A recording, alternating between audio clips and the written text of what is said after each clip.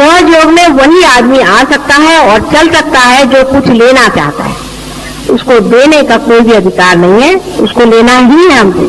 वो अगर देना चाहेगा, उसकी वो शक्ति जब हो जाएगी तो बहुत ही बढ़िया चीज हो जाएगी। लेकिन आप तभी दे पाते हैं जब आप ले पाते हैं। इसलिए पहले लेना सीखिए। हमारे अंदर क्या दोष है, रोज के जीवन के इसमें आप देखते चले कि हम क्या चीज दे रहे हैं। हम प्रेम दे रहे हैं, क्या हम स्वयं साक्षात प्रेम में खड़े हैं? हम सबसे लड़ते हैं, सबसे झगड़ा करते हैं, सबको परेशान करते हैं और हम सोचते हैं कि हम सहयोगी हैं। इस तरह की गलतफहमी में नहीं रहना। अपने साथ पूर्णतया दर्पण के रूप से रहना चाहिए। माने अपने को पूरी समय देखते रहिए। समझ लीजिए हमारे माथे में कोई चीज लग गई तो आप बताएं माता जी आपके सर में कुछ लगा, इसको पोंछ लीजिए। इसी प्रकार आप अपने को देखते रहें कि देखिए हमारे यहाँ पर ये चीज लग गई है, इसको हम पोंछ लेते हैं। रोजमर्रा के जीवन में आपका जीवन एक उज्जवल होना चाहिए।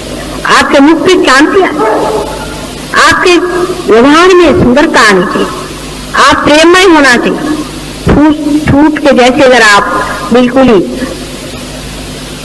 रसहीन हो तो आप सहयोगी नहीं, ये आपको पता होना चाहिए। जबरदस्ती के आप सहयोगी बने हैं, वो भी हम आपको चला रहे हैं इसलिए आप बैठे हुए हैं, नहीं तो हमें आप माफ कर दें और आप सहयोग में ना आए।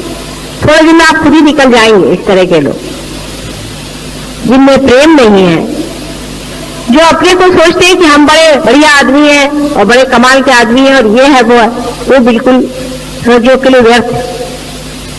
ऐसे लोगों को चाहिए कि जाए दूसरे गुरुओं के जूते खाएं और वहां रहें। यहाँ पर सहयोग में आप परमात्मा के एक इंस्ट्रूमेंट बनने आ रहे हैं। अत्यंत नम्रता आपके अंदर होनी चाहिए, अत्यंत नम्रता। आपको घमंड छोड़ना चाहिए। लोग कहते हैं कि संन्यास लेना चाहिए, मैं कहती हूँ पहले घमंड से आप संन्यास लीजिए, क्रोध से आप संन्यास लीजिए, कपड़ों से नहीं लीजिए। कपड़े उतार देने से कोई संन्यास नहीं होता है। संन्यास का अर्थ होता है अपने क्रोध, काम, मोह, मद, मत्सर आदि शत्रुओं से एक संन्यास लेने को ही संन्यास कहते हैं। संन्यास्त ऊपरी संन्यास की बातचीत नहीं। तो अपने रोज के व्यवहार में अत्यंत शांति से, सबसे प्रेम से व्यवहार करें। अपने बाल बच्चे, घर वाले, इनसे सबसे सहयोग की बातचीत करें, सहयोग पर ग्रहण करें। अपने दोस्त बदलिए, अपना उठना बैठना बदलिए। ये आपके रिश्तेदार हैं, ये आपके सगे हैं, इनसे बातचीत करें, इनसे बोलें और ये लोग आपको बताएंगे कि हम लोग एक नई दुनिया में आ गए और हमारे पास एक नए वाइब्रेशन है। जब भी आप सफर करें, कहीं बाहर जाए, किसी गांव जाना है, तो बता रहे थे अभी राउरी से आए कि हम अपने साथ में जैसे सब लोग लेकर चलते हैं चीजें अपने ट्रैवलिंग की, वैसे हम अपने साथ में थोड़ा सा तीर्थ, मेरे पैर के पानी को तीर्थ कहते हैं, तीर्थ और कुंकू और ये सब वाइब्रेटेड हम लेके चलते हैं। रास्ते में कोई आदमी बीमार दिखाई दिया, चलो उसको तीर्थ पिला दिया। कोई आदमी ने धर्म की चर्चा की, उसको फोटो दिखा दिया, देखो भाई ये माता जी है और तुम चाहो तो उनको पार कर सकते। जहां जो आदमी मिल जाए वो अपने साथ रखे रहिए। तो चलिए आपको हम कुंकू लगा देते हैं, देखिए आपको कैसे लगता है, ये हमारी माता जी। पूरी समय दिमाग इधर उधर दौड़ता रहे कि सहयोग को किस तरह से हम प्लावित अपने जीवन से कर सकते हैं। उसी समय आप देखिए कि आप बहुत गहरे उतर सकते हैं। लेकिन कुछ लोग ऐसे हैं कि सहयोग में सिर्फ ऐसे आते हैं जैसे मंदिर में आए चले गए और फिर उसका दुष्परिणाम हमेशा आएगा। यहाँ पे ऐसे लोग हैं अभी बैठे हुए कि जिन्होंने जब से सहयोग से पार हुए हैं तब से कोई उनको एक बीमारी नहीं, माँ बीमार थे, उनको कभी बीमारी नहीं, एक बार भी वो डॉक्टर की सीढ़ी नहीं चढ़ी, कभी उनको कोई तकलीफ नहीं हुई, उन्होंने एक दवा नहीं ली जब से वो सहयोग में आए। बुद्धे भी है उनमें से कुछ जो हमेशा डॉक्टर के पास जाते थे और अस्पतालों में घुमा करते थे, वो सब कभी भी नहीं गए। ऐसे यहाँ बहुत से अनेक उदाहरण, इतना ही नहीं पर उन्होंने दूसरों को भला किया। इसका कारण यह है कि जो कुछ भी स्वास्थ्य के लिए एक सहयोगी के लिए आवश्यक है वो करते रहे, और इस वजह से वो ठीक। आपस में मिलते रहो, आपस में सब, तुम डॉक्टर हो सब पेशेंट, और डॉक्टर लोग आपस में फीस नहीं लेते, उस प्रकार तुम भी आपस में फीस नहीं लेते। आपस में ट्रीटमेंट करो, आपस में पूछ लो, और उसमें बुरा मानने कोई बात नहीं। किसी ने कहा कि आपका सहस्त्रार पकड़ा है तो बड़ी शर्म की बात है, सहस्त्रार पकड़ा तो बड़ी शर्म की बात हो गई, तो हमारे विरोध में बैठ जाएगी बात।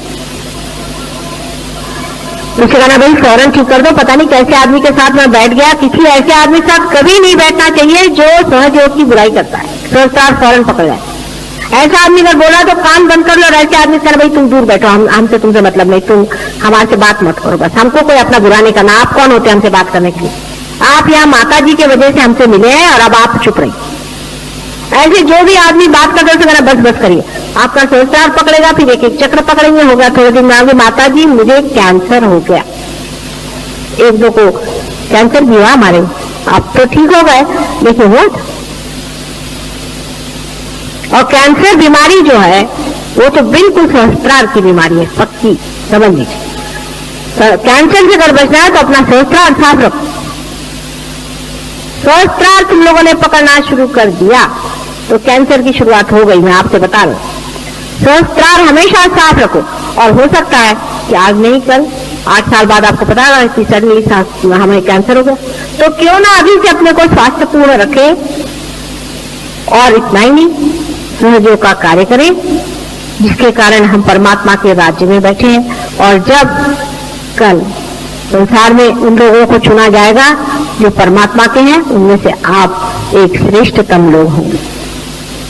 क्यों ना ऐसा कार्य करें जिससे सब व्यर्थ का समय हम बर्बाद कर रहे हैं। इसके घर जाओ, रिश्तेदार के घर खाना खाओ, फलाने के घर घुसो, उसकी बुराई करो, छोड़ छाड़ करके, और अपने मार्ग को ठीक बनाए और ऐसा जीवन बनाए कि संसार में उन लोगों का नाम हो। सबको सोचना चाहिए। कोई ये भी सोचे कि भाई अब मेरी उम्र ही क्या रह गई है, अब तो क्या कर सकता हूं, सो बात नहीं। आप मरेंगे ही नहीं, आप मरते हैं फिर आप पैदा होते हैं, फिर आप मरेंगे फिर पैदा होंगे, ये चक्कर चलते रहेंगे। तो क्यों ना उसको 1 साल के अंदर आप सभी चीज को खत्म कर सकते हैं, चाहे तो आप 1 हफ्ते में भी खत्म कर सकते। एक बार निश्चय मात्र करना है, एक क्षण, तो भी खत्म हो जाए। अपने जीवन को कुछ विशेष करना है, एक बार इतना ही निश्चय कर लेने से ही सहयोग का लाभ अत्यंत हो सकता है, ये आप जानते हैं। शरणागति होनी चाहिए, जरूरी नहीं कि मेरे पैर पे आए, पर शरणागति मन से होनी चाहिए। बहुत से लोग पैर पे आते हैं, शरणागति बिल्कुल नहीं है। शरणागति होनी चाहिए। अगर शरणागत रहे, अंदर से पूर्णतया शरणागत रहे, तो पूर्णतया आपके अंदर कुंडलिनी जो है सीधे आत्म तत्व पे टिकी रहेगी। जैसे कि एक दीप की लौ लगी रहती है, उस तरह एक भी उसमें फ्लिकरिंग नहीं होगा, लेकिन शरणागत रहे। शरणागत रहने में आनंद है, उसी में सुख की प्राप्ति है, उसी में परमात्मा की प्राप्ति है। एक बहुत अनुपम विशेष यूनिक चीज है सहयोग। इसको समझें और उसमें रत रहें। जितने आप उसे तादाद में पाएंगे, उतना ही आपका आत्म तत्व चमक सकता है। कोई चीज महत्वपूर्ण नहीं है सिवाय इसके कि आप स्वयं प्रकाश बने। और जिनको बेकार की बातें सोचती हैं, उनके लिए बेहतर है कि वो इस चीज को छोड़ दें, उनके पास नहीं है। अब आखिरी बात बताऊंगी, इसको बहुत समझ के और विचार पूर्वक करें। हमारे अंदर स्वयं ही दुष्ट प्रवृत्तियां हैं, हमारे ही अंदर स्वयं बहुत सी काली प्रवृत्तियां हैं, जिसको नेगेटिविटी कहते हैं। वे जोर बांधती हैं। उसके कब्जे में आना अपने को शैतान बनाना है। आप चाहें तो शैतान बन सकते हैं और चाहें आप परमात्मा बन सकते हैं। शैतान अगर बनना है तो बात दूसरी, उसके लिए मैं गुरु नहीं हूं। भगवान बनना है तो उसके लिए मैं गुरु हूं। लेकिन शैतान से बचना चाहिए। पहली चीज है कि अमावस्या की रात या पूर्णिमा की रात लेफ्ट और राइट साइड दोनों तरफ में आपको डेंजर्स होते हैं। 2 दिन विशेष कर अमावस्या की रात्रि को और पूर्णिमा की रात्रि को बहुत जल्दी सो जाना चाहिए। भजन करके, व्रत होके, ध्यान करके, चित्त सहस्त्रार में डाल के, बंधन डाल के सो जाना चाहिए। मतलब चित्त सहस्त्रार में जाते ही आप अचेतन में चले गए, वहां अपने को बंधन में डाल दिया, आप बच गए। 2 रात्रि को विशेष रूप से, और जिस दिन अमावस्या की रात्रि हो उस दिन विशेषकर अमावस्या के दिन आपको शिव जी को ध्यान करना चाहिए। शिव जी का ध्यान करके उनके हवाले अपने को करके सोना चाहिए या आत्म तक। और पूर्णिमा के दिन आपको श्री रामचंद्र जी का ध्यान करना चाहिए। उनके ऊपर अपनी नैया छोड़ के, रामचंद्र जी का मतलब है क्या? क्रिएटिविटी का। अपने जो क्रिएटिव पावर है उसको पूर्णतः समर्पित करके और आपको रहना चाहिए। इन 2 दिन अपने को विशेष रूप से बचाना चाहिए। हालांकि सप्तमी और नवमी 2 दिन विशेषकर आप पर आशीर्वाद हमारा रहता है। सप्तमी और नवमी के दिन उसका ख्याल रखना। सप्तमी और नवमी के दिन जरूर ऐसा कोई आयोजन करना जिसमें ध्यान आप अपना पूरा करें।